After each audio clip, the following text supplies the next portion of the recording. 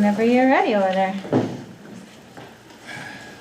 Good evening, and thank you for joining us tonight. I'd like to call this meeting to order. Could somebody move action 1.02 to approve the agenda? Move it. Second. All those in favor? Aye. Aye. Opposed? Abstaining? Passes 6-0-0. In the event of emergency and we need to evacuate the building, we do have 2 exits that are here in our room. Please go out the doors as far away from the building as possible. Would you please join me for the Pledge of Allegiance? I pledge allegiance to the flag of the United States of America and to the republic for which it stands, one nation, under God, indivisible, with liberty and justice for all. We do not have anybody signed up for public forum this evening. Thank you. Somebody move action 1.06 to approve the September 9th regular meeting minutes. Move it. Second. All those in favor? Aye. Opposed? Abstaining? Abstain. Passes 5-0-1. All right. We have a few interesting things coming up in the next month or so. The first really exciting thing is our school board training for our ex officio members. And unfortunately, our board member is not here this evening because she does have a tennis match. But we do have our new junior in waiting, who also was not able to join us this evening, but we can't wait to have her aboard. That was Olivia Murphy, correct? Correct. Olivia Murphy, so she will be joining us as our junior in waiting. And they both have the opportunity to go to the meeting and training and learn all sorts of really good things on the 27th. And I believe that Mr. DeJolone might be able to go with them. Is I'm that going still? with you. So Are you we, gonna go? I can go, yes. You want to? Yeah. Since we're both, Yeah. we're both putting the handbook together for the Yes. students. So, Yeah. yeah. all right, add Mrs. O'Brien to the list. That's great. Thank you guys both for doing that with our students. Very much appreciated. On October 6th, we have a DCC meeting at 5 o'clock at G. Ray Bodley. I know that the Hendrickson have invited us to join them, but there can only be 3 or less of us who are able to join so that we won't have a quorum. So if anybody is interested in going, maybe we can either let me know or Mrs. Trude, email Mrs. Trude, and that way we can just kind of get a feel for who's interested. There are 4 meetings throughout the year, so if we want, we can split them up and go to different ones and just kind of see what's going on. I can go in October. Okay, Okay. all right. Anybody else wanna? I can't do this one, but I should be able to do others. Okay, all righty. Then I will wait to hear from the other board members, and if nobody else is able to join, then I can join as well. Sounds good. Okay, perfect. We have some board meetings, policy meetings, health and safety meetings coming up, and our conference at the end of October, which is the 23rd through 25th. So tonight, we need to go ahead and discuss our NYSBA resolutions that we put in. Mr. DeJolone, did you have anything you wanted to say?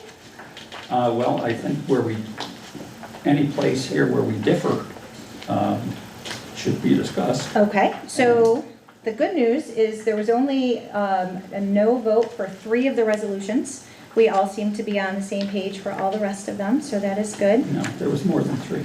There's more than 3. Yeah, I counted 23, I told you. There's 23 that are a no? Yep. No, that there's a difference. We didn't all vote the same way. Oh, I thought you just were the ones that we were voting no on. No, Okay. So then, whoever voted differently may want to discuss that. okay. We well, can ask. Yeah, we can totally do it that way too. We can do that and then, Sure. okay, because I don't know who they were. Yep, nope. We just have the numbers here, so Okay. that's wonderful. Okay, so, We can start with number 1. Yep. I'm the one who voted no on that. And I'm just wondering, did I misread something? Because everybody else voted yes. So Why would you want mayoral control over a school district? I voted because it opposes to expand mayoral control.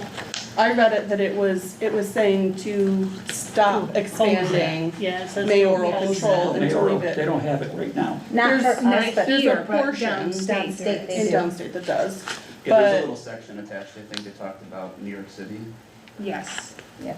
So that doesn't affect us here in our area, but we could be still speaking on behalf of the entire state. Yes, So- but that's why I voted yes to oppose Okay. expanding mayoral. I misread it, so that's why I voted no, but I agree with everybody else. You're welcome to change it if you'd like to, because you're No. gonna be putting this through. Yeah, that's 7, Okay, 7-0. all right, The next one was number 3. okay. Do we, I mean, Just if anybody has anything that they want to discuss about it. So I was the person who voted no on that. Okay. And I do understand why there would be, we would want to stop and decrease the cost and administrative burdens of legal action. But I said no because I wanted to make sure that in case there are issues when there needs to be, legal actions, that we aren't just saying we don't address them at all. It was one of the ones that I was kind of like, oh. Okay, well, majority rules on this, so. Yeah, And I think there was Thank an you for- attachment on that too, Okay. like the New York City thing that said this does not mean we won't do this. It was more with the funding. Again, these are worded so weirdly. Yeah, But it was just, I was afraid that if we say, no, we don't have any type of, we're not allowing any type of lawsuits like this, that then it becomes yeah. that the public has no voice. Next one is number 5. We had 5 yeses and 2 nos. Anybody want to discuss the reason? Okay, we'll move on. Number 7, we had 6 and 1.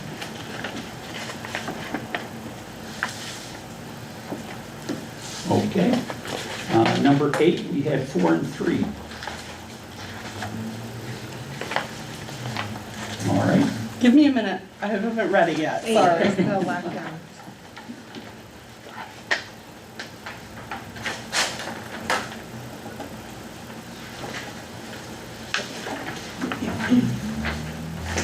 So this is a point where I think that okay, so as from our school administration, I'm reading that we have 4 lockdowns per year.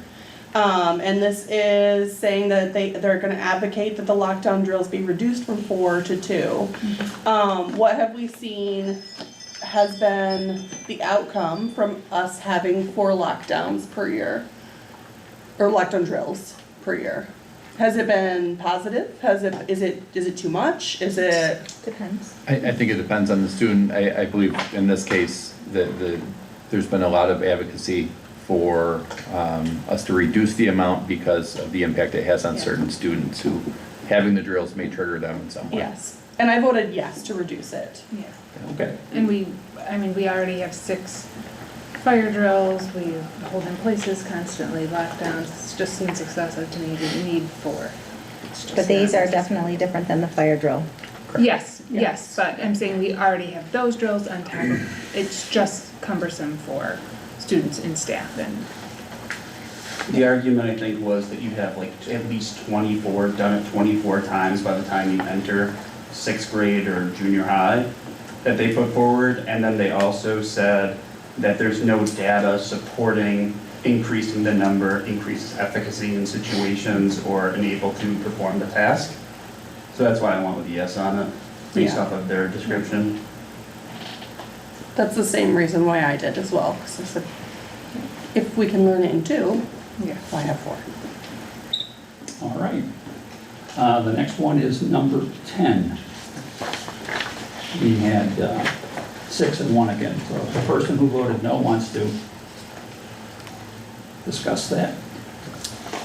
Okay. I voted yes on that. Huh? I voted yes on that.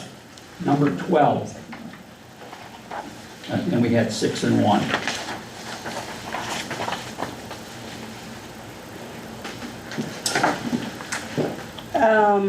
I wrote no, I voted no, that we would oppose proposals that would provide tuition tax credits or educational vouchers that benefit private or patriarchal schools. We are a public school, And I believe that that would take away from our public school. And I believe that public schools don't necessarily have to be held to the same standard that public schools are in giving the same education to all population. And I believe that giving those credits would potentially create a huge loss of monetary money for the district that's needed to create equity for all students in our population. Okay, now that was 3 to 4, 3 yeses, 4 nos. Anybody else want to discuss their answer? That one we just talked about? Yeah. Yeah, the tax credit for private school. Can you read the statement? Resolved that the New York State School Boards Association oppose proposals It that says would oppose though, right? oppose. Yeah, okay, I said yes, because I Okay. opposed the credits going toward those things. Okay. Yeah. So maybe I'm, At this point, majority rules, that's going to be a no for Fulton. okay, I think I misread it as well. That's why But I wanted to check. I was like- misread it. Yes. So did you vote no? We're on the same page. We don't want it. We don't I'm want the credit. opposing it, yes. I'm opposing it like So the, yes, she's for it. Yes, which I'm means for she's it. opposing Yes. But did you vote no? Did you misunderstand? I might have. Okay. That would Well, it's a then, good thing we're having a discussion. Yeah. that would then turn it to 4 yeses and 3 nos. So that passes. Okay. Number 16.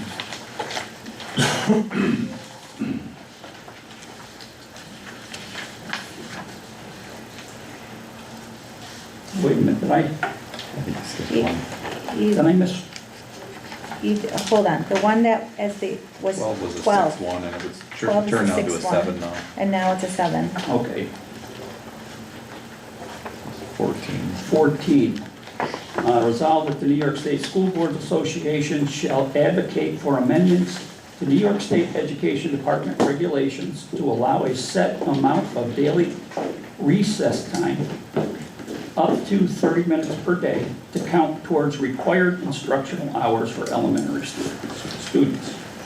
That was the one that was 4 and 3, or 3 and 4. 3 and 4. So 4 no's on that, 3 yeses. Yeah. I would like to get some insight from maybe teacher about, because I do agree that recess time is important, but is it considered instructional time? And is it taking away from time, limited time, that teachers already have set aside for instruction? Does it, Do you want to share? Sure. I was just gonna say, right now, there's a push for purposeful play, Mhm. so the importance of that in K-12. And we did several sessions this summer on purposeful play and how to integrate that into your curriculum related to standards. A lot of the SEL standards can be taught through play. And I know some of our elementary buildings have actually flip-flopped who goes outside to supervise students during recess, and that's to specifically work on social skills. So when it's in that type of atmosphere. And that's And- why I put yes, because I think, like, if we can count, like, SEL and the social and emotional learning, I felt like recess, that's the time where we get into fights, people skipping in line, and we have to learn how to, work through and problem solve in those situations. So I'm very much, when it comes to SEL, I think it's taking advantage of those moments that are created when you have to work through something, problem solve, and figure out how you're gonna move forward, that really kind of push and the softer skills that, people are looking for when they're hiring and stuff, not necessarily whether you got 100 on that test in 7th grade. And so that's why I pushed for the yes, because I think, one, the physical capability of getting kids out and exercising more when we're confining more to our desks, our screens, or whatever it is, but two, just the ability to integrate and combine things with that, for kinesthetic learners and different pieces. So that's why I was a yes on this one.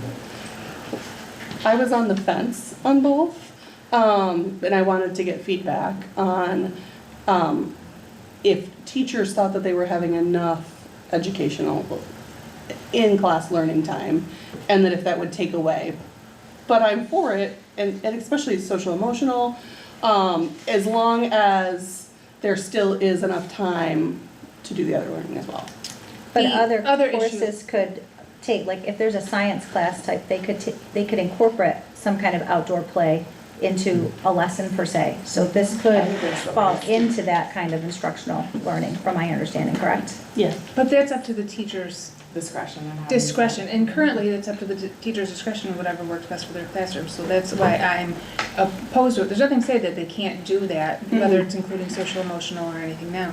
We have to also consider that we live in a climate that is not always conducive to 20 to 30 to 60 minutes of outside play. We also have gym offered 3 times a day. We have kids coming to school with no shoes on, no coats, things like that, and to set the standard as K through 12, you go to the high school to pick up kids, they're in hoodies if they're lucky in the winter, or wrapped in blankets.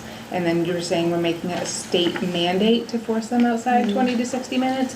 It's up to to me, it's up to the teacher to decide which works Well, it best doesn't, for in them. here, does it say that it Well, has it to be says outside? that New York State School Board will advocate for amendments to the State Education Department regulations to set the amount, so that would mean the state is setting the Right, amount. but are they, it doesn't say in here that it Yeah, it has to doesn't be say outside, outside. it Yeah, just the It resolution says. says 20 to 60 minutes of daily physical activity. But that doesn't mean it has to be Yeah. outside. I was Right, actually, but- if it had to be yeah. outside, I was gonna actually change, cause I said I just put it up there, Right, so it but doesn't say typically when you outside. say recess, you're thinking something outside, and, I mean, it's up to the teacher's discretion. I think we should leave it at the teacher's discretion and leave the state out of it. So as it sits right now, it's 3-4. Okay, yeah, so right now, it's 3-4. Unless, Jessica, you said you were on the fence with that one? So which way did you vote, and do you want to change your vote? I believe that I voted no on it. And I would ask the Hendersons on how they would vote, because they, Again, teacher discretion. Teacher discretion. We're working on how to integrate intentional purposeful play, because that's important for kids and yes. adults. There, But, I don't want mandating this, never goes over well, so how do we take small incremental steps that people feel comfortable with? It's a good thought. There are already PE requirements that most districts don't meet, that are set up differently for K2, 3, 6, like it for different age groups. So the requirement gets a little tricky, because it requires it to be supervised by a phys ed teacher. Because we've talked about this previously, like how could that look for recess to count for PE minutes? But that's a slippery slope, and it's, again, the mandate requires staffing, and it becomes tricky for people to do that. So I would probably lean the other way and say we do as much as we can to get our kids physically active. We do more PE-wise than most districts do already. And this does tighten the leash a little bit as far as what flexibility we have. And what does happen when a school does not meet a requirement?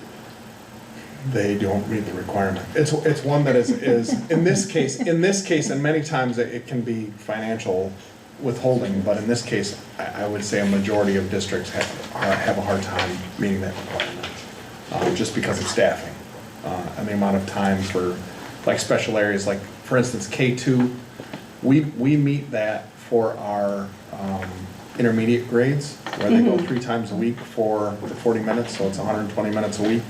But for the elementary, for the primary kids, they're supposed to get 100 minutes a week, and it's supposed to be 20 minutes a day. So we don't have a schedule that allows for that. That's where we've talked about, like, how could we make that happen? That's the current requirement, and I think most districts, that's the part that they fail to obligate. And how does our funding change versus a mandated instructional time versus just time for recess? Is there less funding if we have less instructional time? When there's a mandate, there's the possibility. Then I would say no. Okay, so So we'll leave it as is. on this, are we leaving it as is? Yep. 3 yes, 4 no? I would say that I would need more information to be able to say yes, so no. Okay. Sounds good. Number 16, that was a 5 and 2. Resolved that the New York State School Board Association seek and promote legislation to reform current legal notice publication requirements. The rationale on there is cost. and what it's taking from our budget to do that for 7 weeks. Is that what it is, Desiree? For what, I'm sorry? Do you have to put it out 7 weeks in advance? Yes. So- Was there anyone else that wrote no on that? Well, was this the one, like Nick, we talked about that, not necessarily even having that many newspapers in some areas and people Yes. looking online more? Mhm. Okay, because I know that's, so yeah, that's why I said yes, I just want to make sure I'm remembering the point right. I said no, out of the fear that the public needs to know what is going on, not only in the school district, but also in all forms of public happenings, and that as it is now, what is the way that you actually get to speak with your public? By putting it onto our website, it is then requiring the public to search out. And we're very good as a district of showing and talking about when things are happening, but not every district is.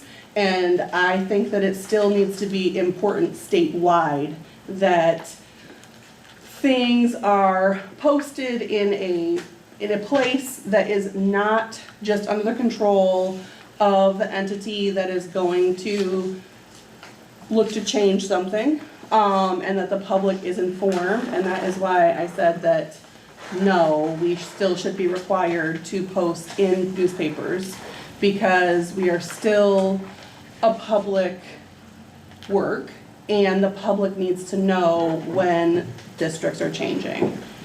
There's a big push for transparency. That's the big word.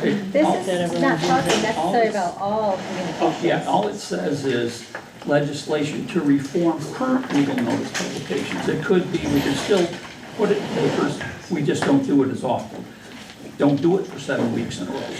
But that's not what it's saying. It's not saying to move it from 5 weeks to 7 weeks. It's No. just saying that we won't. Or you can No, put it just on says internet. reform it. Doesn't It say is they won't, required. it just Yeah. says reform it. Reforming, Yeah, we could just do it just So- only electronically. yeah. But that's okay, so we're gonna keep, everybody Yeah. votes the way, Yeah.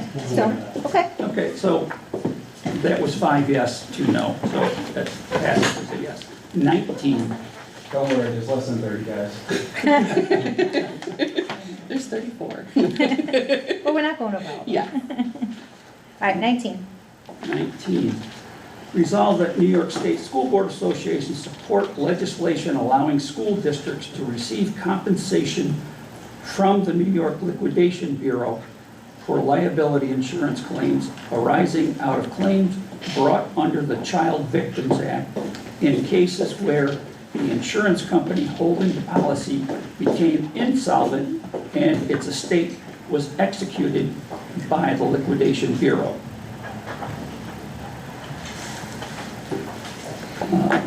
That was 5 and 2. I voted yes on this one. Okay, no one wants to discuss that? 21. Resolved that the New York State School Board Association urged the New York State Legislature to amend General Municipal Law, Section 6J, to explicitly include boards of cooperative educational services, BOCES, among the entities authorized to establish and maintain workers' compensation reserve funds. And that was 6 and 1.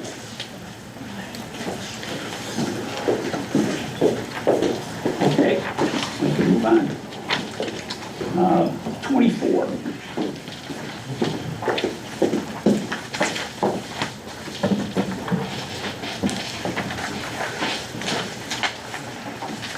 Resolved that the New York State School Board Association support legislation that would expand the application of reorganization aid to not only include full mergers of school districts, but to also include significant regionalization of educational programs by several schools in a region. That was 5 and 2. Any discussion? Okay. 25. Resolved that the New York State School Boards Association will advocate for a Share Our Wealth proposal, which would increase New York's top income tax rates for those earning over 5 million and over 25 million to 10.5 and 12.85 respectively, and with the increased revenue generated by this proposal to be invested into public education pre-K through 16. And that was 4 and 3. 4 yeses, 3 noes. Okay. 26. Be it resolved that New York State School Board Association shall advocate for legislation that restores the religious exemption to vaccine mandates for school attendance, ensuring that families with sincerely held religious beliefs are not excluded from public, private, or parochial education systems. And 2, the students are not denied access to vital educational services, including special education, as a result of exercising their religious rights. State policies reflects a balance between public health and individual constitutional freedoms in alignment with the national norms observed by the majority of the United States. That one was 5 noes, 2 yeses. Can I ask, what's the difference between the DEI committee review neutral, and on this one, it's no consensus? They remain neutral, okay, and then they couldn't come up with a consensus to support or not. That it was very. It sounds like it's the same thing, doesn't it? Yeah, it does. I think neutral Did you meant see the that look on my they face? could go either way with it, and non-consensus meant that there was no. They don't want to I think sign it. neutral was it didn't pertain to that. Didn't their- pertain to their Their organization. Yes, their function in this one was could not reach a decision.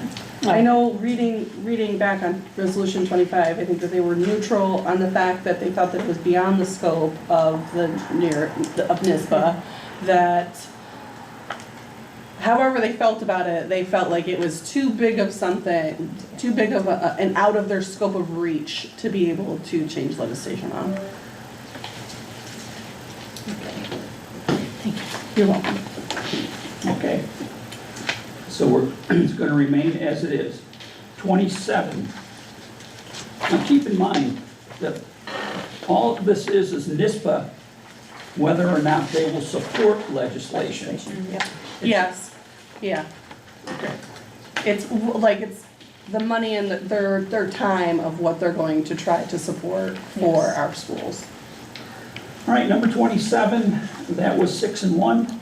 Resolved that the New York State School Board Association supports the development and implementation of financial aid that provides supplemental state funding to rural districts for the purpose of equalizing teacher salaries and improving recruitment and retention.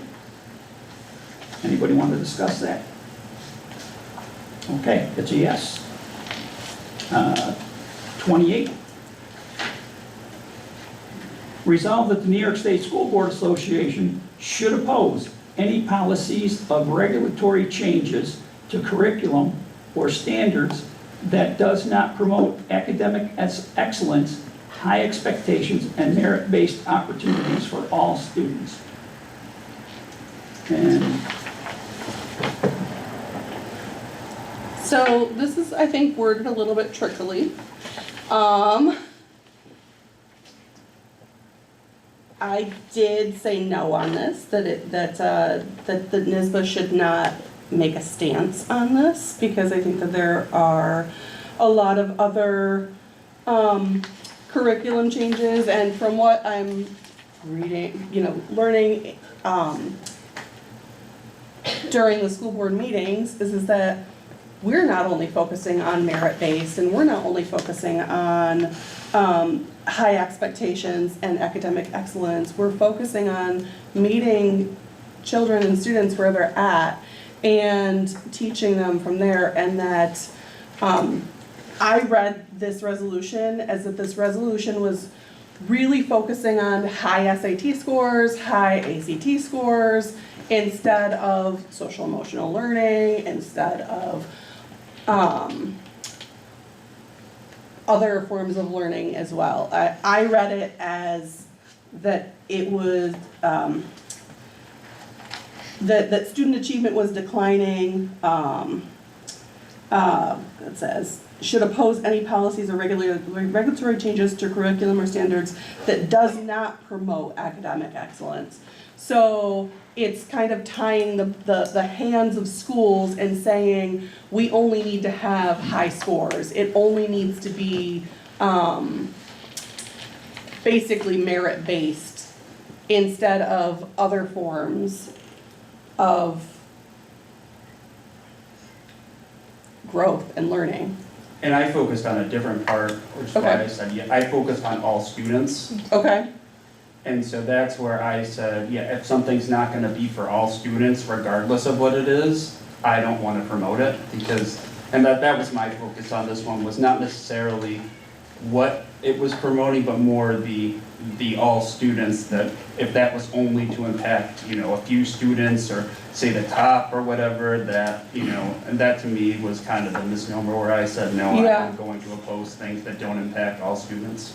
And I agree with you there, but I think that this resolution is kind of poking at something that's not necessarily for all students. It's for merit-based and academic excellence in a way that is maybe historically seen instead of a way that is inclusive to all.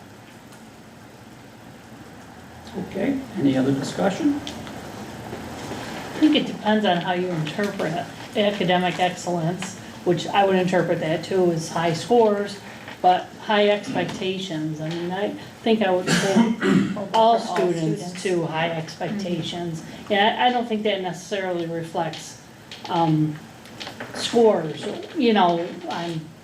on that. And merit-based opportunities, again, that depends on how you interpret that. I don't think that necessarily, to me, doesn't necessarily mean just scores on tests or things like that, so. I So said no kind of because agree there with you wasn't where it enough is a little information. tricky. Yeah. That there was not enough information Yeah, for me to yeah, for me it to say wasn't- that there needed to be yeah. a vote to change. And I It agree with wasn't what you're talking defined well about, enough. just because I was surprised they didn't include something on that specifically, because it was almost leaning you to think, why is this specific wording there? Yeah, I mean, we all Yeah, so- want to do well, and we all want to have high expectations, but I think that it's poking at something else beyond. It's too broad for me to say yes. Okay. Any further discussion? Okay, that will remain a yes. 29, resolve that the New York State School Board Association advocate for school districts to be granted home rule authority to strengthen local control and decision-making by elected boards of education. And that was 4 and 3.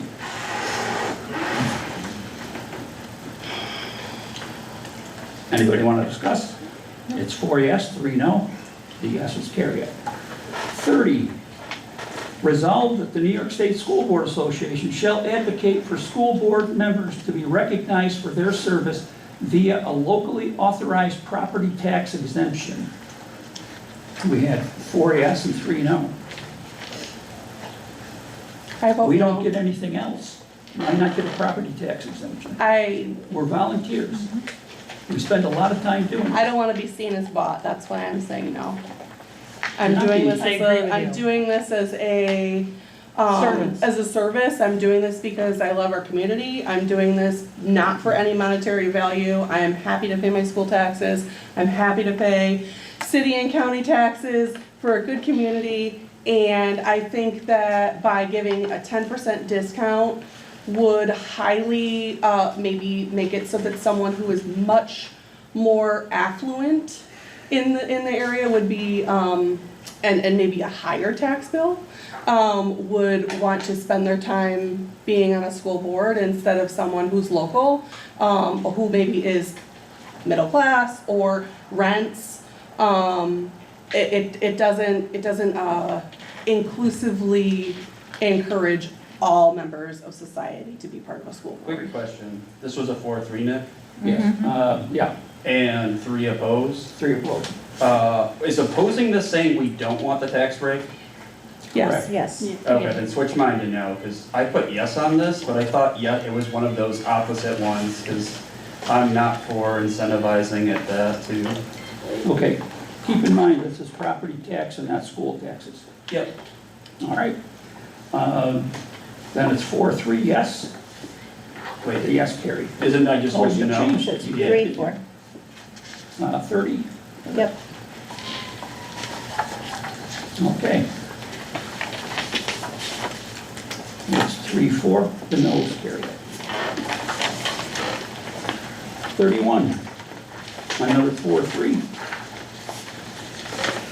Be it resolved that the New York State School Board Association supports legislation to eliminate Regents exam testing at the high school level in favor of the state final exams that comply with ESSA, Every Student Succeeds Act, regulations in 10th, 11th grade, or ELA 1 exam, Math 1 exam, and Science 1 exam.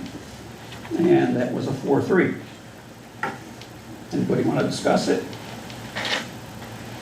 So I would like to know, is there anything known about the ESSA exams in comparison to the Regents exams?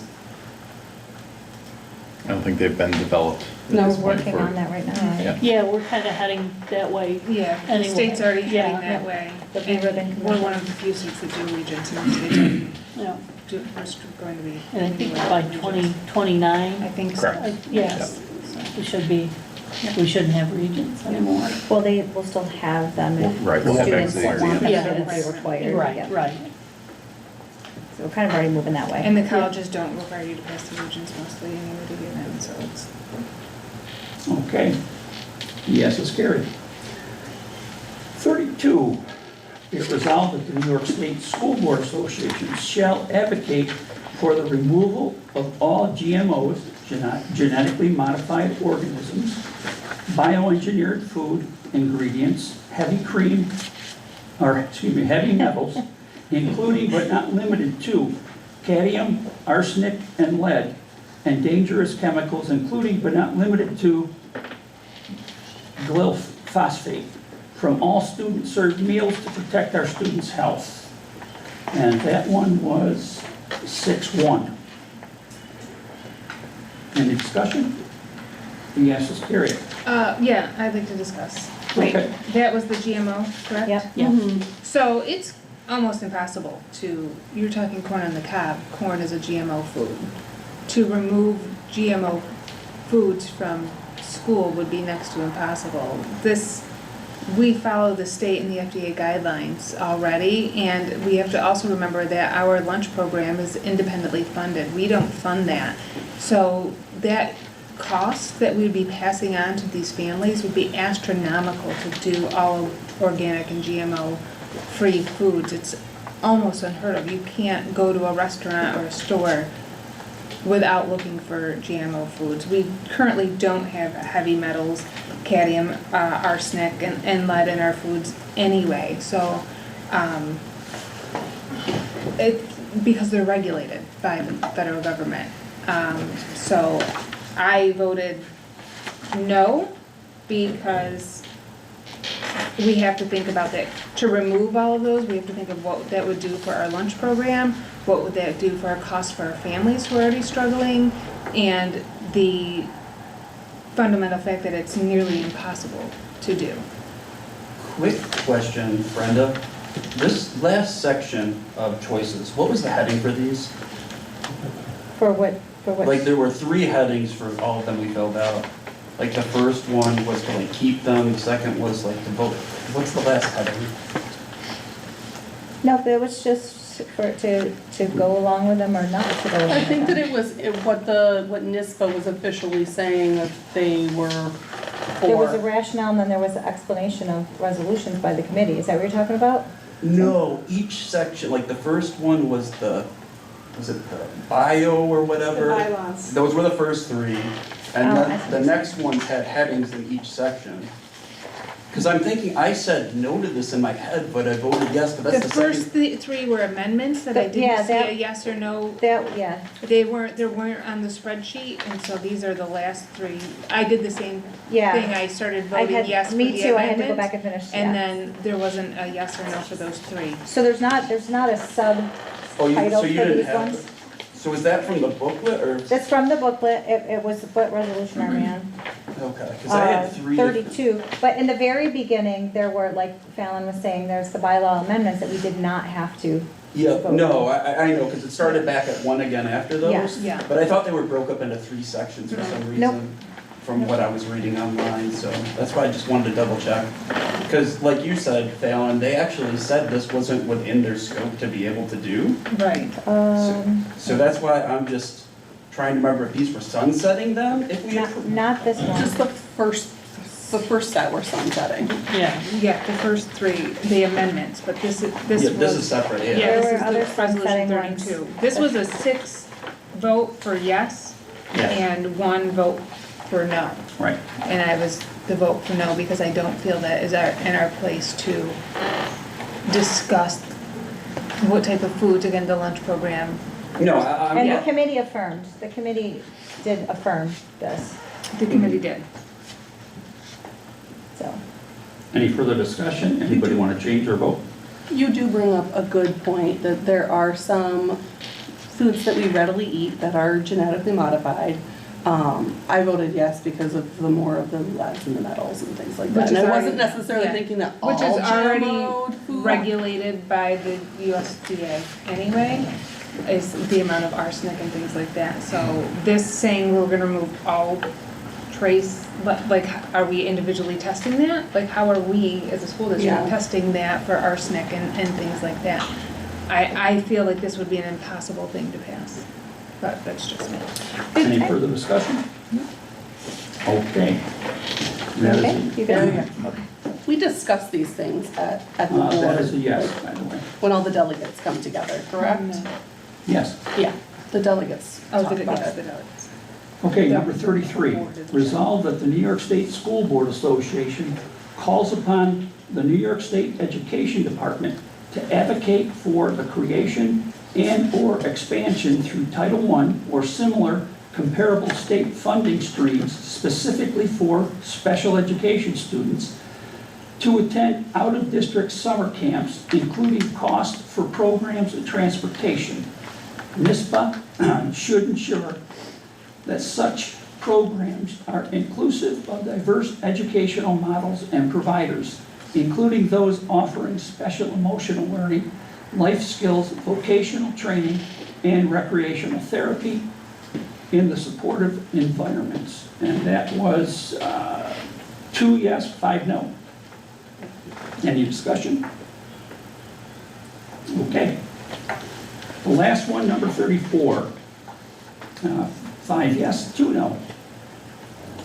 Resolve that the New York State School Board Association advocates for the mandatory implementation of daily recess for all students in schools that serve exclusively elementary grade levels, in addition to scheduled physical education classes.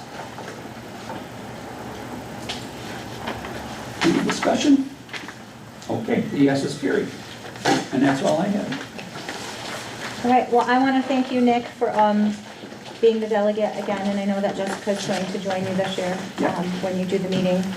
That will be coming up on the 16th. Hi, Ann. But I definitely want to thank you because I know it's very time-consuming and that you put a lot of work into this, and I appreciate your efforts. Yeah. So thank you, and thank you everybody who voted, and please keep us updated on what we come up with after the 16th. Last year, we went until midnight.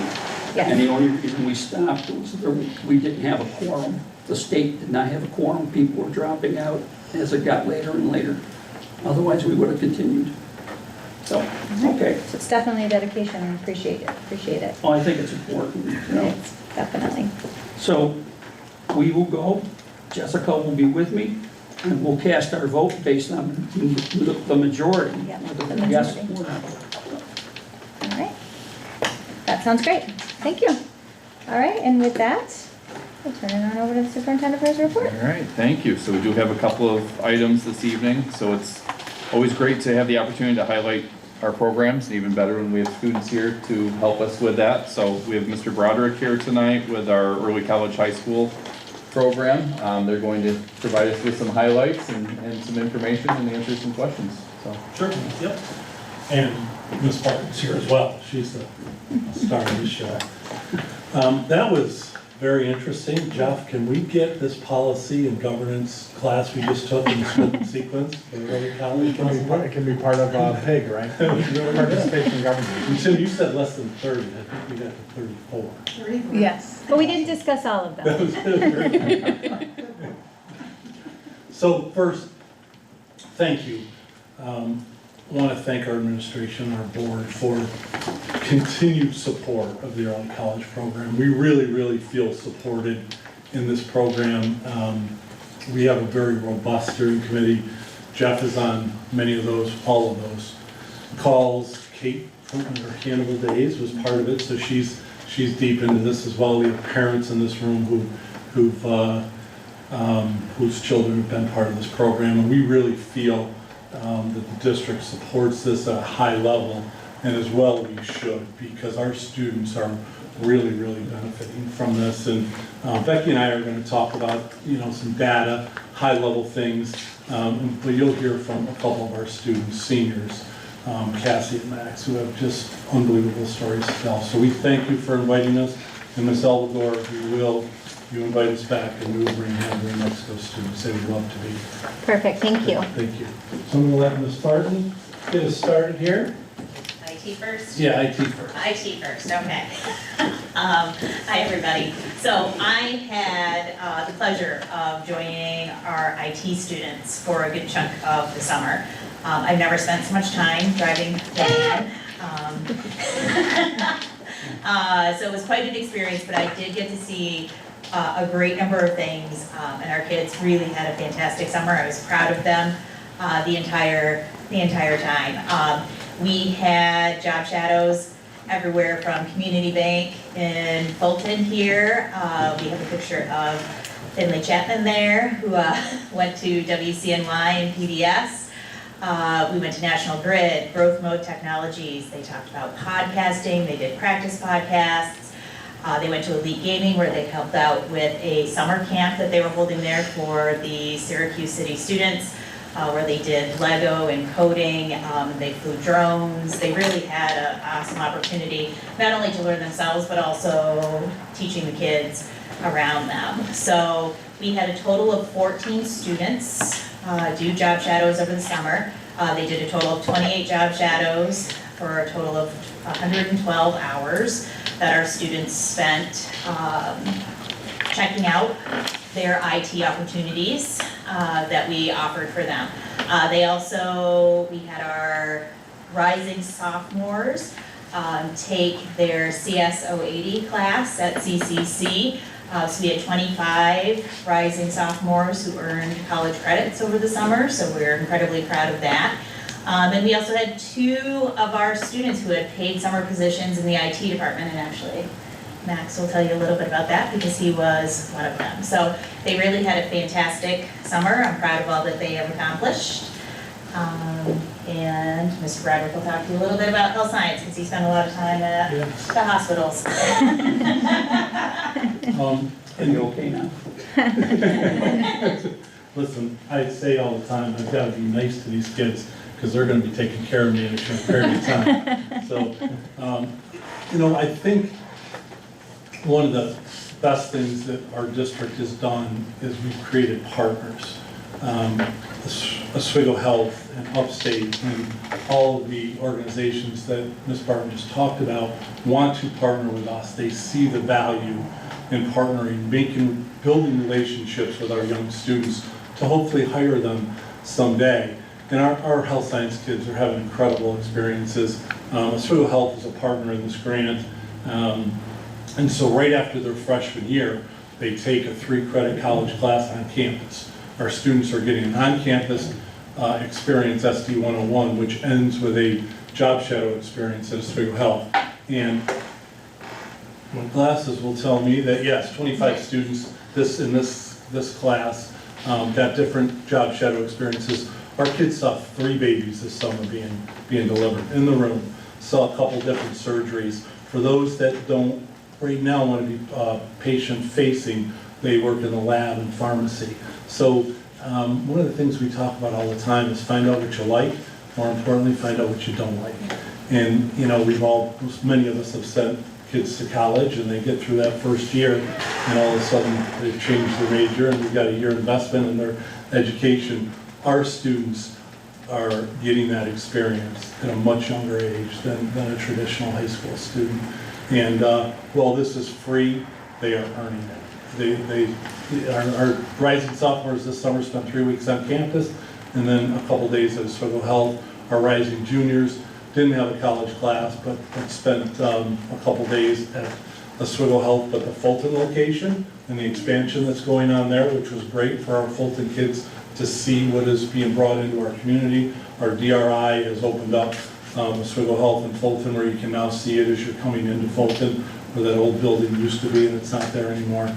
And then our rising seniors, which Cassie will talk about a little bit, have spent time at Upstate.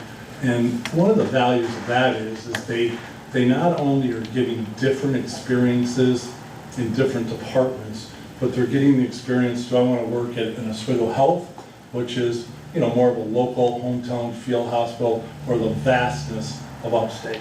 And those van ride homes that as Becky talked about, we get to drive those Fulton district vans around. It's the best part of my day on the way home, and I'm hearing from the students on what they loved and what they didn't love. And both experiences are as valuable. So thank you. I applaud our district. We were out ahead of this a long time ago. Mr. Connors' mom, I think, was involved, and probably, you know, Jeff as well, writing the IT grant, and the health science grant was soon to follow. And I think we are leading the way, especially when we have kids from Canada and Mexico that come, enjoy their time in our district, and are enjoying this experience. I would also ask you if you have relationships with any of our partners in the community, whether that be Oswego Health or Upstate or Growth Mode or Elite or anywhere that we've shadowed, thank them. We thank them all the time. They are valuable, very valuable partners to our students. They get behind the walls to see, you know, what this pathway can mean in terms of collecting a paycheck. And that's the end goal, is to keep our talent here, right here, and find them great jobs that they love, hopefully, in our community. So we applaud you for the support that you give our program. Now, this is where it's going to get fun, because you get to hear from our students. So I'm going to introduce Cassie first. Hi, so I'm Cassandra Gilliam. I'm a senior at the high school, and I've been in the program since my whole high school career, and I really love it. So this summer, I got to shadow at Upstate. I got to go to downtown Syracuse, that place, and then I got to go to community, and I got to really establish what I like. So I want to be a CRNA, which, if you don't know what that is, it's kind of, I like to explain it like it's like an anesthesiologist, kind of less hours, which is nice because I want to have a family someday. But so I was able to see the 2 different ICUs, because to be a CRNA, you have to be an ICU nurse first. So I was able to see, you know, could I be, if I would actually like being an ICU nurse, because I wouldn't want to do something I didn't like.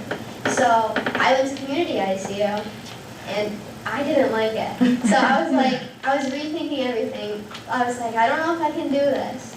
But I went to downtown, and I absolutely loved it. And I'm glad I got to experience both of them, because I was like, I can't be a CRNA. I can't do this.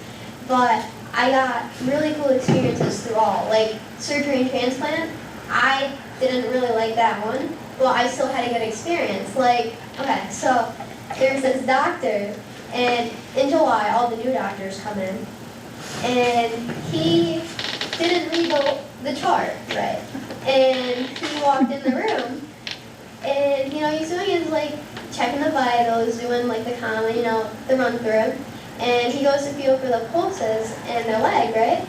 And he didn't read the chart properly and didn't realize the patient was an amputee. So he was feeling for the pulse in one leg, right? He got it, and then he wants to go move for the other leg, and he couldn't find it. And he was feeling the pillow, and the nurse I was with had to tell him, she's an amputee, like there's no other leg. So although like I didn't like that, rotation, I still got quite a thing out of it, And my freshman year, which is crazy, I was 14 and I was able to actually go in the OR and watch a surgery. So I got to see a gallbladder get removed laparoscopically, and it was the coolest thing I've ever seen in my life. So I talked to the anesthesiologist then, and he explained everything he was doing. So I got to see everything, you know what I mean? Like, it was really cool. And while I did this, I have like 40, I think it says 46 up there, like you have 48 college credits. So I'll be going into college with almost an associate's, but I think that's about 60. So I'll have to get my bachelor's, and then I'm off to a pretty good start. Yeah. That's great. It's wonderful. Can I just ask? Because it sounds like you've had really cool experiences, but you said you didn't like community, but you liked the downtown location, and they're the same hospital per se.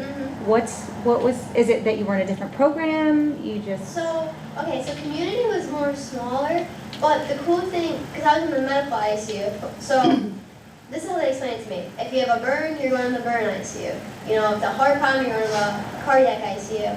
But if you have all of those combined, or it's like really big, you go to the medical ICU. So there was more like patients that were like unstable and they needed more attention. So I liked the more, the acute level. But So that was in the downtown location? yeah, that was in the downtown. Okay. And when I went to that too, like coincidentally, they put me with a nurse that was actually just got accepted into CRNA school, which is what I want to do. So I made connections, and he gave me like his email and number if like I ever had any questions about like being a CRNA, or so I built a connection that I thought was pretty cool. Oh, that is awesome. That's Yeah. great. Fantastic. Thank you for sharing. Yes, thank you. So next up, we have Max Scipione, and he's going to talk a little bit about his experience in information technology. Yep. This is my 4th year inside the early college IT program, and it's been pretty great. I've done a lot of job shadows. I've been to a lot of these site visits just across the 4 years, and all of them are so broad and like, what these companies do, but they all like tie back to IT, and it's so good as someone like that's interested inside of IT to, experience how these get evolved in, every single little job that they have at these places. And specifically the picture right there, that's from Growth Mode Technologies. That one was really good. He described it as a podcast place, but they do a lot more than that actually. One of the other things they do is that companies, they'll go to Growth Mode Technologies, and they have it can be like weekly to monthly to yearly site visits from Growth Mode Technologies, and they basically act as their IT guys for them. And yeah, then even in there was the hardware aspect. We went into the back room for Growth Mode Technologies, and we got to check out all the hardware stuff. And, so whether you're interested in, software aspects of IT or like hardware, a lot of these job sites and visits, they're very broad and get you engaged, and they're awesome. And yeah, over the summer I worked for the school districts. I went around each district. I did a lot of stuff, to be honest, so it's kind of hard to pinpoint exactly. Honestly, the biggest thing was getting Chromebooks prepared, whether I needed to fix them, clean them, or just scan them in, make sure that we have them all. And it was good. You know, I got paid, and it was good to get the IT experience firsthand. And what is it that you think you want to do because the IT world is so broad? Yeah. And I'm sure your grandma's very happy because she probably, needs your assistance on some, IT.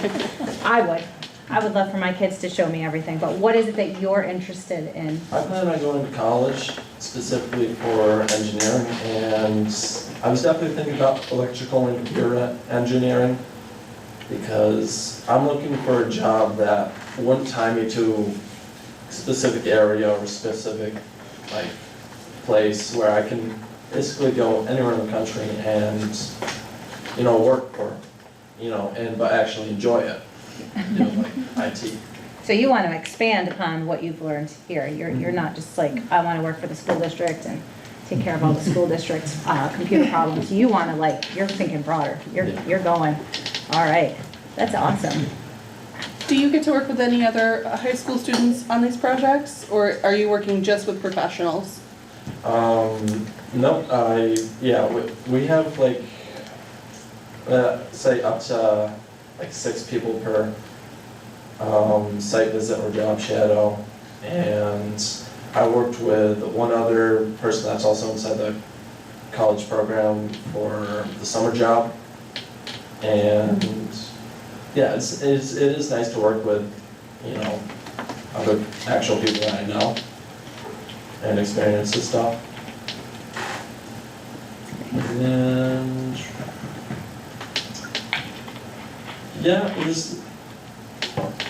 the college program, it's important, but it doesn't take up that much time for me. I learned a lot, especially by going to the community college at Cayuga, but I have so many other classes and extracurricular. I do tennis in the spring, and really it's more like an add-on to everything, but it's just so good for getting that college experience and taking these hard classes at the community college. That's really all. And remind us, how much time are you in school versus out at the colleges? Mr. Broderick can help you. So our students are getting on the bus about 7:45 in the morning from G. Ray Bodley, and their classes are generally from 8 to 9:25, or if they have a lab, it goes till 9:45. So they're back by AAA time and spend belt to AAA and 4 till the end of the day with us. Okay. So we worked it, so when we first started this, we had kids on campus in the morning and the PM, and it created, kind of a compacted schedule for our students and limited some of the electives that they wanted to take, especially our upperclassmen. So with, collaboration with CCC, we have all of our kids on campus between 8 a.m. and about 9:45, daily, every day. Okay. And thank you for bringing that up, because, we all started school, whatever day it was, September 4th or 5th, what day was it this year? 4th, I think. Yeah. 4th, they started August 25th. Yeah. They were on campus just like a college student, so 10 days before, they're there on campus, learning, collaborating, and, pretty impressive stuff that they do. Max undersold himself. Every year, we've been so fortunate that the help desk has employed early college students for summer jobs. And I'm not sure schools would have gotten open if it wasn't for this student. He was working hard all summer. Aw, that's great. Thanks, Max. As someone who knows a lot of IT directors, the experience that you're doing right now, even though you feel like it might be easy for you, is really good. And when you're managing those processes and managing multiple of those processes, it's good that you're getting those now. Yeah. So, and it is very much, the school would not be able to run unless the Chromebooks were cleaned. Tell them, so what's next, next year? Next year, college, really. Did we talk a little bit about that, where you think you're going? I want to go to the University of Rochester. Oh, okay. Great, thank you. Cassie? What's that? I've been looking at a couple of schools, but I'm thinking about Binghamton University because they'll still accept all my credits. Because I don't want to lose any. I blame you. Our kids are walking in as sometimes second semester sophomores. Yeah. You know, so it's, they're getting right into what they want to go to school for, but as importantly as anything else, saving the money Yes. and time. Such a great opportunity. Thank They're you. doing great things. Thank you both for doing what you do with our students each and every day. I mean, these are great testimonies that you're giving us, and opportunities that you had are just amazing. We didn't have those opportunities. No, I They're- wish. Agreed. I'm a big advocate for hands-on too, because Yeah. just leaving high school, you really, before, you didn't really, you just thought, okay, I want to do this. And then, like you said, you get into college and you decide, geez, I don't like this. And now all of a sudden, especially today, you've spent thousands of dollars just to switch it around. So I think this is great. I've been so impressed with the college classes that they do. Our district does great with pathway opportunities for kids. Yes. Yep. And both of you had such great job experiences that you could use that on any, you know, job application interview, on how you learn different things, how you work with in times of not knowing what's going on, and I think that it's amazing that you're getting not only this education experience, but real world job experience too, that a lot of even entry-level jobs are looking for you to have experience, so definitely use that. And you're probably thinking of it as, this is what I'm doing at school, but you are doing a job as well, so, yeah.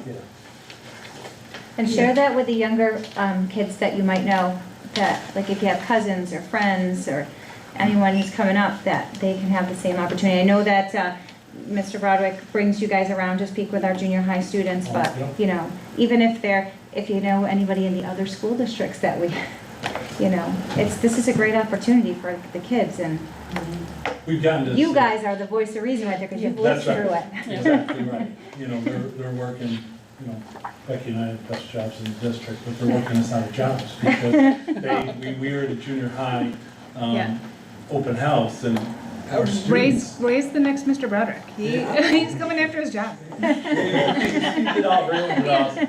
But, you know, I've talked to some of our ESM has this program, Solvay has this program, and I think everybody has taken a little bit different approach to it, where some are just trying to build college credits, and I think there's a district in the area that's just trying to get kids a 2-year degree. And really, anybody in our school can get college credits. I think we do a great job of that. What differentiates these guys is, as you said, is those experiences. Yeah. College credits are outstanding, but getting behind the walls and seeing what a job is in this field, and what you like and what you don't like. Absolutely. Really Yeah. important. What is the number? Like, I know as the years have gone on, this has gotten more popular with students. What would you say, you know, at the 9th grade level we have enrolled currently in early college, high school? Like, how many What's- students? Total. Right now, we have 34 students in the health science cohort, our 9th grade health science cohort. Yeah. I think we have 28 28, yep. in the IT cohort That's right now. phenomenal. That's fantastic. Jesse, I've got to share with you that both my kids went to Binghamton. I had a doctor tell me that Binghamton is considered the Harvard of the SUNY system. You're going to a good school. Yes, I talked to actually the anesthesiologist, and, well, no, the CRNA, and he went to Binghamton too, so that was really cool. I mean, because I thought I wanted to be an anesthesiologist, and CRNA and anesthesiologist are basically the same thing, but like an anesthesiologist, you're on call forever. So like, I talked to this one anesthesiologist, and he was on call for 4 months straight, and I was like, I could do that, but you have to be in like a radius, and it's very like, you don't get a lot of time. Your time's not your time, basically. So CRNA, you be able to have a little bit of your own time while still be able to like administer anesthesia. That's conversations usually you're having with a junior in college, right? Yeah. Because they've had experiences, and our kids are getting that experience, right? So That's great. I couldn't imagine starting health sciences at 14. Well, it's free, and it's awesome, but they earn it. Yeah, They they earn it. definitely. And I love how she's thinking. Yeah. She's thinking ahead, Yeah. you know, looking at all Yeah. different sides of it, and that's great. But also getting mentored by those people in the field saying, hey, there's a real need for this profession, or you can go a lot of places with this too, like meeting those people and working on those skills and saying like, yes, you know, CRNA, these are all the benefits to it is priceless. Yeah. And I'm gonna assume, Max, that you're seeing the same kind of thing in your IT side of it, so. Mr. Broderick, how do you find local companies to work with? And second question, do you have any other programs that you're finding that students are interested in that you'd want to start beyond the health sciences and the IT? Yeah, good. So having Oswego Health as a partner on this grant was one-stop shopping in so many ways. And they even brokered the relationship that we now have with Upstate. So on the health science side, I don't want to say it was easy, but when we had Oswego Health right from day one as part of the grant, we had a partner that was all in. On the IT side, we now have a partnership with MACNY, the Manufacturers Association of Central New York. You know, they're front and center with all that's going on in Micron. Becky and I meet with them bi-weekly. They're part of our steering committee. They have been conduit to us to some of the partners that we had on the wall when Max was speaking. And so they will frequently attend job shadows with us because of their relationship with just business in Central New York. We try as often as possible, you know, I'm a good believer in Bolton, right? Let's find as many partners as we can locally. Sometimes we have to get outside of Oswego County, but we built it because of Oswego Health and MACNY, and then just other contacts that our district has, and people want to partner with our district. They see the future, right? They want to hire the future. Mark Brown, he's not with Oswego Health anymore, but when he was part of this from the get-go, he needed to hire people that day, but he also needed to hire people 5 years from now. And our first health science cohort of students is now in their second year, and they just hired a student of ours whose parent works for this district and has a job in medical imaging at Oswego Health. And so this summer, her sister, who's a rising sophomore, and her work together. She's a full-time employee at Oswego Health because of this program. Really cool stuff. The other part of your question about what other pathways, Jeff and I, we've had conversations. In our community, advanced manufacturing is huge, and we have many kids who I feel like right out of high school can make a good living if they have the skills that our community workforce needs, and certainly with a 2-year degree. So we've had conversations about advanced manufacturing. There's some challenges there because of what CC can offer and what they can't, but what our district may be able to offer in-house. I don't know, Jeff, if you want to add anything to that. Yeah. It really becomes a capacity issue. Are we able to sustain all of the programs? Advanced manufacturing is one we've looked at. We've looked at education as well, and partnering maybe with SUNY Oswego, trying to figure out how those would all balance. But part of it is creating a schedule that's workable for our kids, and the more that we have these classes, I think as we continue to progress with the pathways kind of momentum that we have, we'll be able to look at this a little bit more, look at some regionalization and partnering with our other districts as well, and finding that maybe like Fulton focuses on these two, but Phoenix or Hannibal or Central Square are focused on like the advanced manufacturing or the education, and then we can kind of have kids who get the experiences. So we're always looking at trying to build it and grow it. Have we looked into paralegal or anything with government? And I'd love to see somebody from Fulton City School District being a county DA. Like I said, we just got a great class in government. Yeah. Policy there. You know, we've heard some kids, you know, specifically talk about criminal justice. And, you know, CCC does have that pathway, and New Visions has that as well. So our district has so many opportunities for kids. Right. But, you know, we've had the education piece I think is huge, because if we can find teachers that want to stay right here, again, a win for all of us. But this advanced manufacturing piece, when whatever the number is going to be this year, but it's going to be close to 50% of our kids that don't go to college, and that's okay, because they can make a great living doing what they are skilled at. And if we can support that skill through advanced manufacturing, IT's getting a little bit of that. Max talked about the hardware, hands-on piece. The first college class he took, he was assigned a computer on Monday, and by Friday, he had taken it apart and put it back together.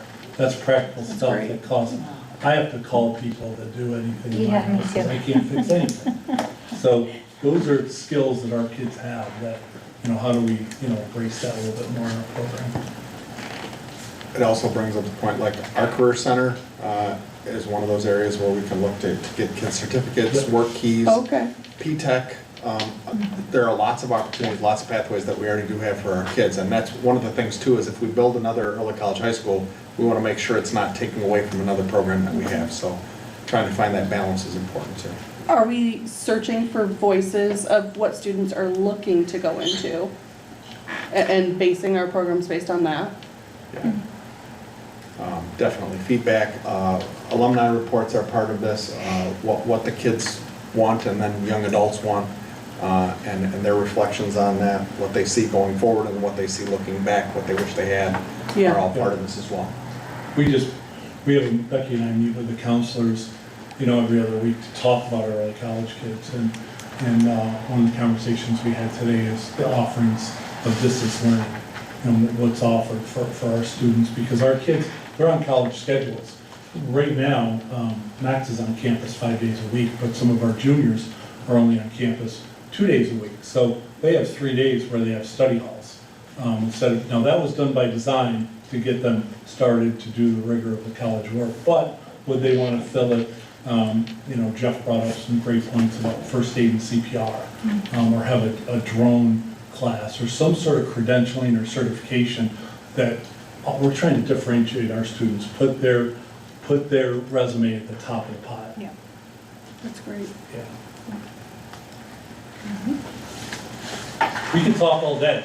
Really, We got- you have a listen, very exciting program. Yeah. We're gonna have a couple things. We're gonna have, I'll surprise you with the names, but we have a student in our program now who's a rising sophomore. Her sister is the first, she was in Health Science 1, and has a full-time job at Oswego Health. Full circle moment, great story. And then we'll bring in some of our, and these guys know them, our Mexico and Hannibal, their peers, who we think, we work really hard to make sure they're welcomed in our district. Becky has this oatmeal breakfast smorgasbord buffet for all the Hannibal Mexico kids. No money in the budget for that. They get off the bus and go right see Miss Barton, but we want to make them feel welcome. They're going to come to our homecoming this weekend. They've done that. That's great. They've gotten to be friends with obviously the kids in the program, the kids in the district. I think it's a really cool experience. They have a different story to tell, but it's a great story as well. Yeah, well, we'd I love know to you have you can see guys it, back. but Sean and Becky really function as shepherds for our kids in these programs and take care of them. You go by their office, there are kids in and out of there all day, every day, checking in. And it's not just during the school day. I don't know if you've ever been on one of Sean's text threads, you know you're gonna get lots of texts. And he's gonna keep you busy and active. I have heard from parents that Sean is very informative and those texts go So on you're and on. gonna, He's you're a gonna stay wonderful informed, you're gonna stay communicator. informed. Should I dial it back? No, No, please do not. I like to have like pictures for next week. Parents want to know, because they do a lot of great things. They don't communicate sometimes with the parents well, so we help them with that. But I gotta give Ms. Hooper a plug, because you see the gear that we're wearing, early college high school, and scrubs. You know, we walk into these workplaces looking professional and looking like we belong there. Ms. Hooper was able to, without any cost to our district, find some money in our grant. And so all of our kids will walk in with a quarter zip or a polo, and show them yours. She's got a bag. So we're ramping this thing up, you know. That's great. That's and, great. We'll keep listening to our students here. report back to you on what we need for that. Great. Great, Thank you. thank you. Thank you. You gotta do one right here. Can we get a quick picture? Yeah. I'm My gonna dragon is gonna get you out there. Yeah, I want to get in with you guys. Oh. You did great in- You stand right in the center, I'll get you guys in the back, I'll get the board in the background. Look official. Where should I be looking? That's all. Look toward Sean's voice. To the left. There you go. Marco? Thank you for having us. Thank you for coming. All right, tough act to follow. This always happens to me, every single Put you time. first. Thank We you. were It's a such running joke. Thank you very much. Good night, everybody. Great job. All right, so next up, Financials. Ms. Hooper. The exciting world of finance. Yeah, so tonight, we're just going to review the August financials, which aren't terribly exciting. The beginning of the fiscal year is relatively calm in the business office. The first slide compares the revenue and expenditures from the prior year to the current year. So you see where we were at the end of August in 24-25 as compared to 25-26.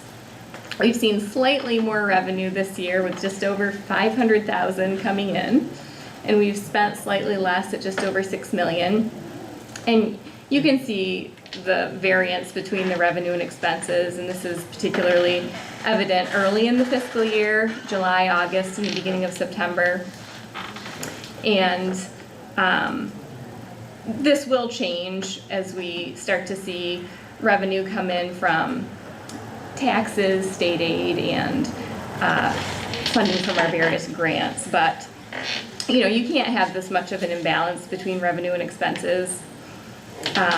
So in order to help bring the two into balance, we did utilize a revenue anticipation note this year to help supplement the revenue.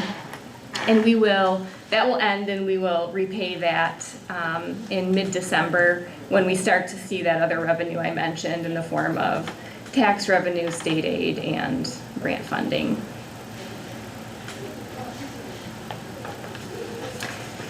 The next slide is a breakdown of the different sources of revenue between the local, state, and federal sources, as well as our anticipated reserve use. And you can see again the breakdown of what we've seen year to date as of the end of August.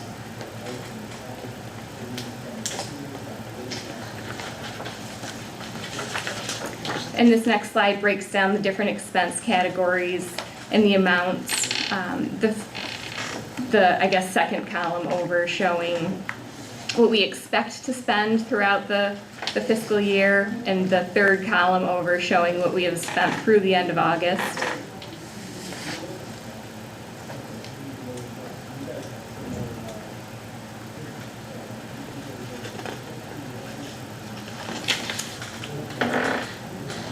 And this slide is just an update on our grants for the 25-26 year. Most of these grants are typical for us each year. We've submitted all of the applications and budget documents for the grants. You can see we've received approval back for a few, and we expect to see approval start to come in on the rest in the coming weeks.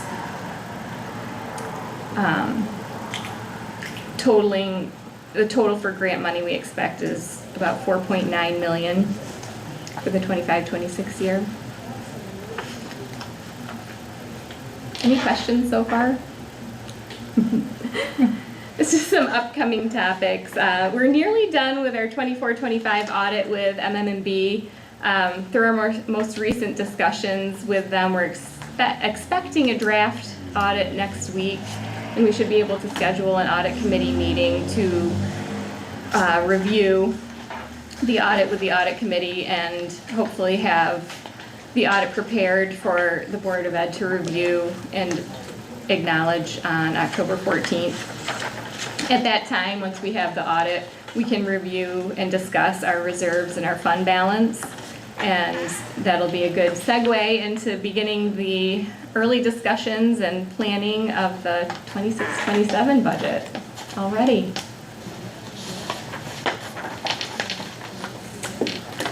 That is all. When we start to do that next budget, how do you anticipate that might look? Do you think that we might do some of those public forums again and kind Yeah. of follow the timeline that we had last year? Yeah, and I think that will be part of the first discussions, you know, we'll look at the budget calendar and timeline, identify how many board workshops we want to have, how many public forums we might want to have, and sort of at least tentatively put those in the calendar.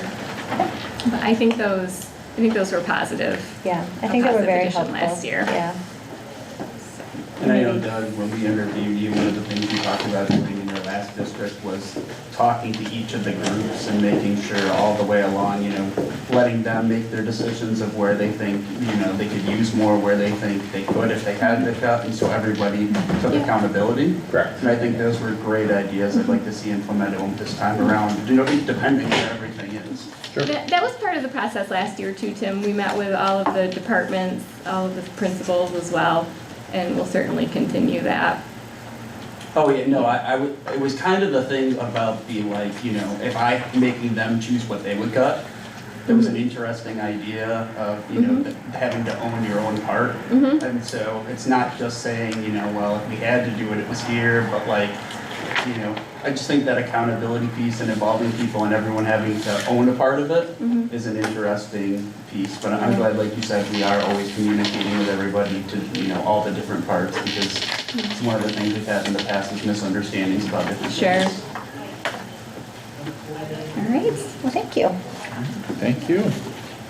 Okay. All set on mine. Yes. All right, and hopefully at our next meeting, we'll have some of our student reports. I know. And Gwen is back. Gwen, we met this week, she has quite a bit to share, and I told her I wouldn't steal under her thunder, so she will report out next week. That'll Or be next great. meeting. That'll be great to hear from her. So. Speaking of stealing thunder, Renee, we got anything on that book yet? No, that's what I thought you said. It was, what, the 26th? We'll keep asking. I expect a text. Was a good try. All right, moving on to action 5.01 to accept the financials. Somebody move it? Second? Who moved? Who was first? Jess? Jess. Okay, thank you. All those in favor? Aye. Aye. Opposed? What? I just kind of stepped out. That's not. Oh, okay. All those in favor? Aye. Opposed? Abstaining? Passes 601. Thank you. Action 5.02, accept the donation from Brown and Brown. Move it. Second it. All those in favor? Aye. Opposed? Abstaining? Passes 600. Thank you very much for that very generous donation. Action 5.03, disposal of surplus property. Move it. Second. So Fallon and Tim? All those in favor? Aye. Opposed? Abstaining? Passes 600. Action 5.04, approve revision of the SRO agreement. Move it. Second. All those in favor? Aye. Aye. Opposed? Abstaining? Passes 600. Action 6.01, approve committee on special education. Move it. Second? All those in favor? Aye. Opposed? Abstaining? Passes 600. May I have a colleague please batch 7.01 to 7.11? Move it. Second? All those in favor? Aye. Aye. Opposed? Abstaining? Aye. Passes 501. All right. Move on to our board forum. Mrs. Hutchinson, would you like to start us off this evening?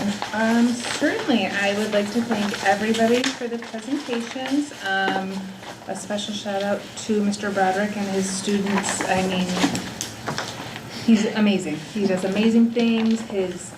If you look at the hundreds of hours that they did doing shadowing in every different department, the opportunities we are giving our students is phenomenal. He is just doing an incredible job with that. His optimism and his enthusiasm is contagious. I just can't wait to see where this grows. And moves from there. Ms. Hooper, thank you for your presentation. I know it's a tough act to follow, but you did very well. You did very good, and sorry that we keep making you follow That's all of our okay. students. And that's it for me. I was able to attend some of our open houses. Our staff is amazing. Our schools looked great. Our students looked happy. Well done to our staff. You guys are doing a great job. So. Thank you. Mrs. O'Brien? I have to continue on and everything, yes, everything to what Fallon said. It's amazing that we have such great opportunities for on-the-job education in our school system. I think that it's great. It's a great way for kids to know what is potentially going to happen in a career before they spend a whole lot of time and money getting educated beyond high school in it. And I really thank you, Mrs. Hooper, for finding grant money, which is that's He's too kind to me. We just did an amendment, so well, we could you know move what, some money around. to be able to have them show up looking sharp Yeah. in a cohesive outfit, I think that really does say a lot, and you know what, it probably helps our students a lot as well. So thank you for finding You're welcome. that in the Credit not goes the budget in a grant. Credit goes to you know. Sean. It was his idea. Sean and Becky, it was their idea. Good team effort. Yes. Ms. Fromm? Everything my colleagues have said, and I heard Mr. Broderick was very passionate, and I absolutely see that in him. And I just think he's a big part of how well the how well it goes. And I was going to say thank you also for getting them to look the part, because it's also got to be big for them. They walk in not feeling like the odd person out. And I want to say thank you to Brown & Brown for the donation. It's very, very generous. Mrs. Mainville? I love hearing from the kids and to see that we have such a successful program that so many students are involved in, and it changes their lives. And Mr. Broderick and Mrs. Barton, like, they're true leaders. They walk the walk, they talk the talk, they're passionate, they care, and this is a result of two true leaders who, they're like Pied Pipers, because the kids actually, they see how much they care and what they do to bring everybody together and to make sure that they're successful. So I mean, that's the true definition of education. So I think we're really, truly lucky to have that program and them, for sure. Thank you. Mr. DeJalorme? Thank you to Mr. Broderick and Ms. Barton for all the work that they put in. Like everyone else said, it's a great program. I wish they'd had it when I was. Yeah. My kids took advantage. Well, it wasn't early quite the college. same. It was, I guess, AP classes when the kids were in. But anyway, and congratulations to Cassie and Max. I mean, talk about leaders. Mr. Broderick being a leader. I think Cassie and Max are true leaders to stick with the program that long. Hopefully they're an example for their peers. So that's it. Thank you. Mr. Connors? First off, I'm going to thank Nick for always doing all the work he's done every year that I've been on. He's always ready to do the NISBA resolutions, not only making sure we have all the numbers correct, everyone's opinion to make sure that it's not worded in such a way that we put the wrong name or number down, but he also makes sure that he's ready to perform and tell everybody exactly what our district feels when it comes to these resolutions for the state. So I just wanted to make sure I gave you a shout out, Nick, because you always do a great job every year with that. Thank you. And as well with our pre-college program, I think the big thing that I took away from what Mr. Broderick was saying was our focus on community and showing not only our students getting those opportunities, but seeing that those opportunities are available and they don't have to go far. They can stay here, be a part of our community, grow for the future, but also have all these options and different things that they might not have known existed. So I really do appreciate that focus on community and how we can, raise our own for the future, but also that they can have a future here in Cleveland. Can can I just throw something out there? Maybe you can't do this, I don't know. But I was thinking about those proposed resolutions every year. Is it possible we can get together as a board? Because going through them, it's like, well, I guess I looked at that a little differently than like Mrs. O'Brien did. Can we get together and have a discussion about them? You probably can at next year, if that's Yeah. something that the board is interested in. We can set it up that way at the beginning. I know sometimes that can get quite lengthy and time consuming for everybody, but maybe take it in steps of process, maybe looking at it, coming together, but we do still need to discuss it at the board table as well. So, but that is something definitely next year. I think, remember to bring that up if that's something that, you know, the board would like to do next year. I don't see why it wouldn't be a problem, but we definitely can look into it. Yeah, So, you know. yeah. Put it under board retreat, there you go, discussing resolutions. So, And yes. remember, our vote isn't voting for yes or no on this. Right. It's voting for what NISBA is going to work on with legislation and what their time is going to be focused on. But I would just like, because, you know, To sitting get here together as listening, us, yeah, as a board, yes. seeing like your point of view or somebody else's point of view and thinking, oh, yeah, okay, maybe it does read that way.